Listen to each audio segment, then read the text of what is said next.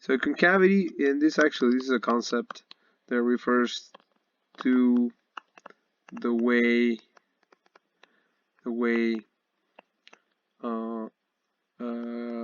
a graph bends.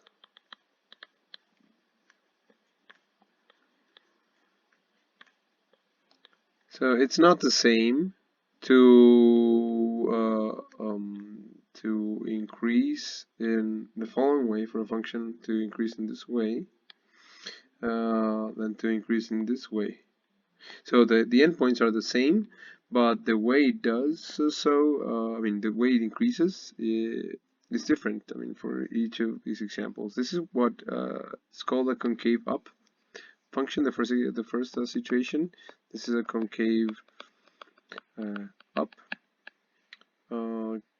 graph or function, and this is a concave down.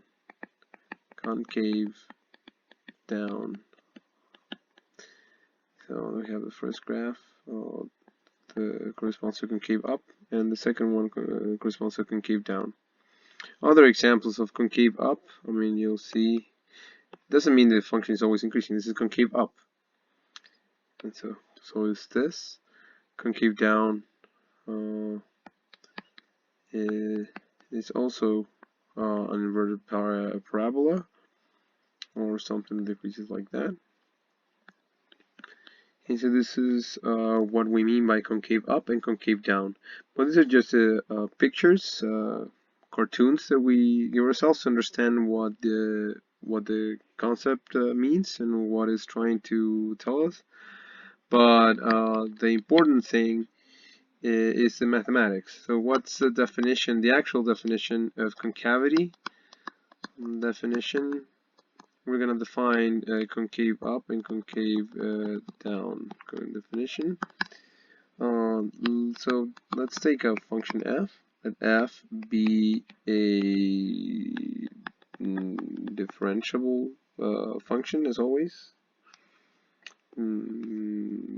Differentiable function on an open interval.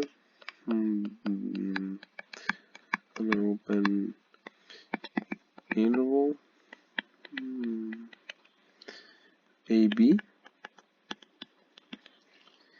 Then what is the notion? We say that f is concave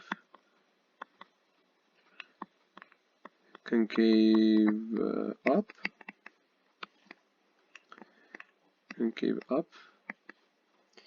on AB if the derivative of f is increasing inside this interval, on AB if f prime is increasing on AB, increasing on A, comma B. It's going to keep up if f prime is increasing. Maybe this is not increasing. Okay, so let's look at the drawing for a minute. So the drawings that correspond to our intuition of a concave up function, and let's see how it fits with the mathematical definition of concavity of a concave up function that we just introduced. So what this tells us is that if f prime is increasing, then the function that you're trying to represent is bending upwards. Right, so what's going on here with the slope? The slope here is positive of a certain magnitude, but at a later point, the slope is becoming more positive, so it's becoming more steep, and it becomes more steep still as you move to the right. So that means that the f prime is increasing. So here it takes in a certain value, say maybe it's 1/3, then becomes 1, then 4, whatever. The same thing here. Here the situation is that in this situation we have a negative slope at some points, then slightly less negative slope, and then until at some point where the slope becomes the tangent line becomes horizontal, so there's a zero slope, and then the slope becomes positive again, so you have a slightly positive slope, and then it becomes more and more positive as you move to the right. Still increasing. I mean, it was very negative, then not so negative, then it was 0, then positive, and then more positive. So the f prime is increasing. Okay, so that's what concave up means. F prime is increasing on the interval. Now for the notion of concave down, well, it's completely analogous. So f is concave down if instead the sign of f prime, f prime, I'm sorry, f prime is decreasing. I'm just getting ahead of myself. If I'm talking about the second derivative. So down if f prime is decreasing, then is decreasing and on the same interval, on that interval, on a b. Okay, so this is what visually corresponds to the second type of graphs that we drew a little just a little while ago. So here we have a concave down, the 3 examples of concave down functions. And you see, it's the same thing we did here for the concave up. You'll notice that at the beginning the slope is very high, it has a very large number, and then it becomes less and less pronounced as you move to the right and in the positive direction. And the same thing with these 2 other examples here at the bottom here. So that's what concave up and concave down means. Concave down or concave down means either one of these 2 concepts. Okay, they talk about whether, they tell you that the graph bends according to whether f prime is increasing or decreasing in a certain way, so in a concave up way or in a concave down way. Okay, it's not about the function being increasing or decreasing, because we have counterexamples here.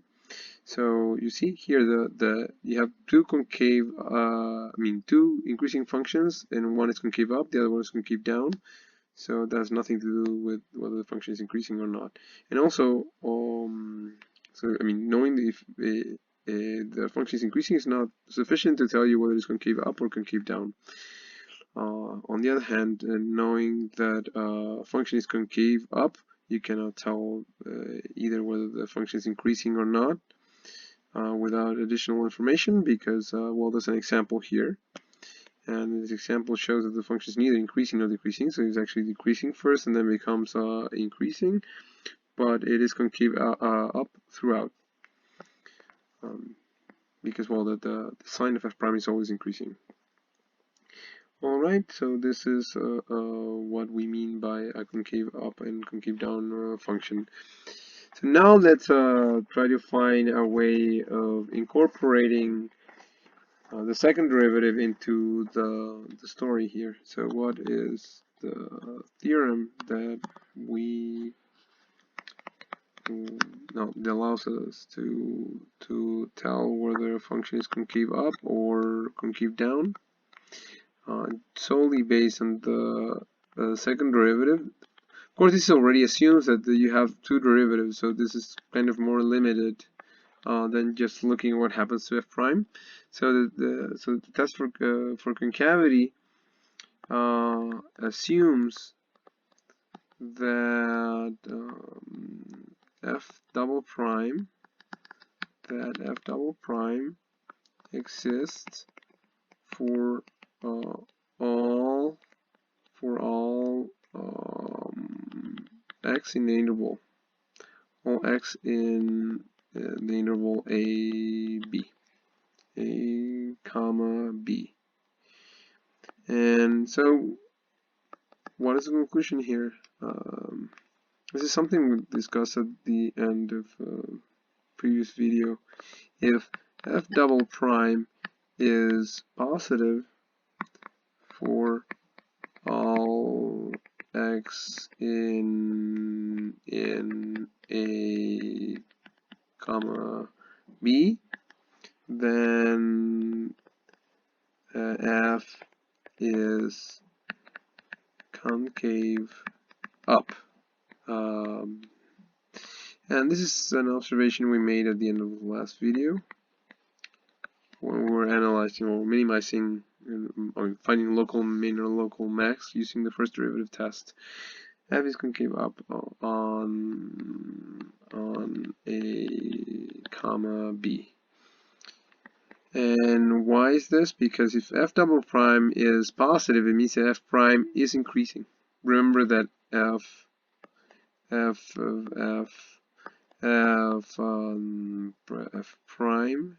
double prime is the same as f prime prime. So if this is positive, f double prime is positive. So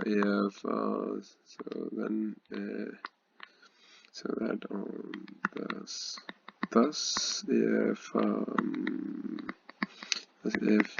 f double prime is positive, this implies that on an interval, then implies that f prime is increasing, right?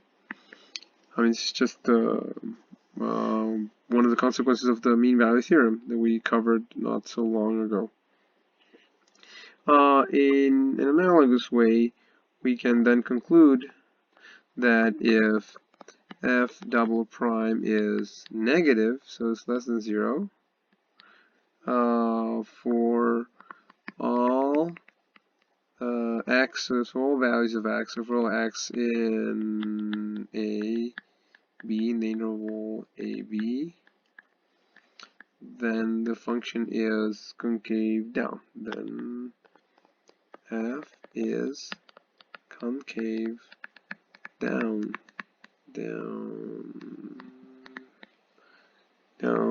on AB. Okay, so concave up and concave down. So knowing that f double prime is positive allows you to conclude that f is concave up. F double prime being negative inside an open interval implies that f is concave down inside interval. So now it is good to give a name to points where the f double prime doesn't have a sign. So those are referred to as points of inflection.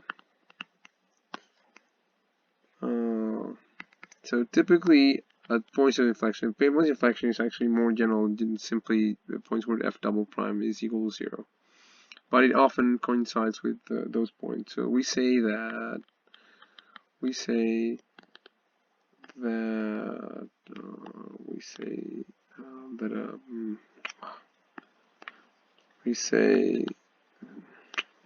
oh, sorry about that. Say that P, a point in the graph, P, point C, comma, f of C, this is a point in the graph, is a point of inflection of the function f if there's a change in concavity. So if the concavity changes from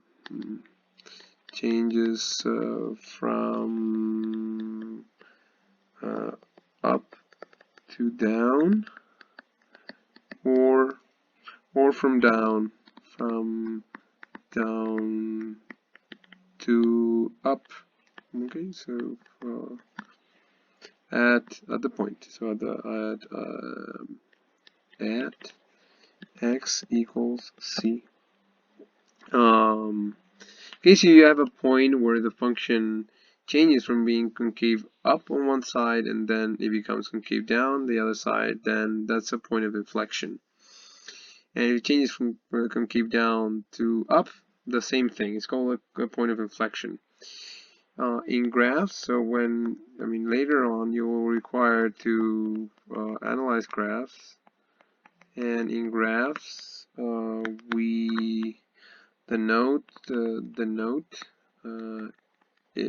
this point, the point P, C, f of C as a squared, it's a dark square. For example, let's look at something like this. So this is clearly concave up, and at some point we decide that the concavity changes here for some reason, and now the function is concave down. Then we have a point of inflection. So this is an example. This is a small example of the graph. So this is a point of inflection right here, where you see the dark square. The same if you work in the opposite direction. So you have a function that starts concave down, so it's bending downwards, and then all of a sudden that behavior changes, and you have a change in concavity. So the function is now bending upwards, so it's concave up. So these are examples of changing concavity, and the points of inflection they are placed in the graph, so that you know that an inflection, a change in concavity took place. So typically the inflection points happen when f double prime is 0.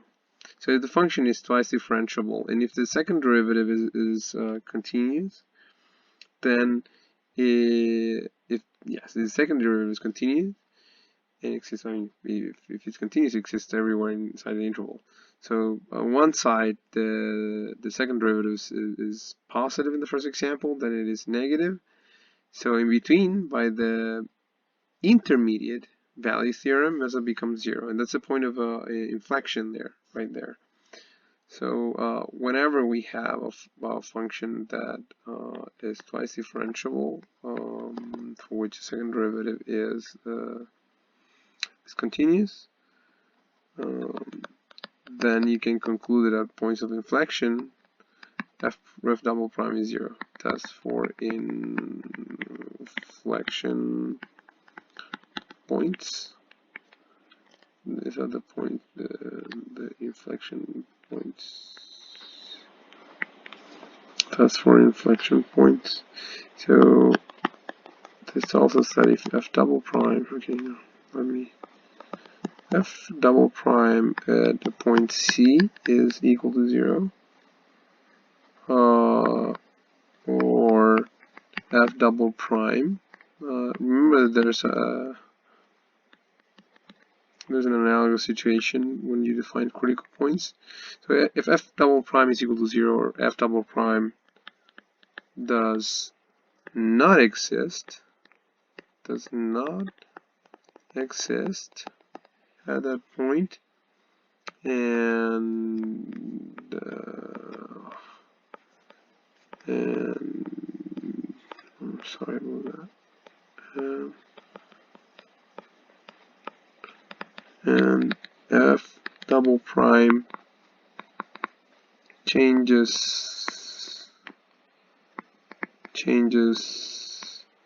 sign at x equals c, then f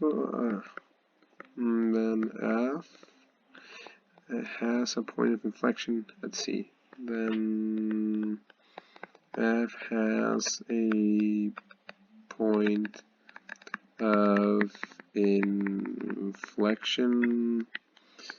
at x equals c. At x equals c. Okay, next time we'll apply this. In an example, we'll be asked to find the points of inflection and the intervals in which the function is concave up and concave down. Okay, so this is the objective for the next video. Okay.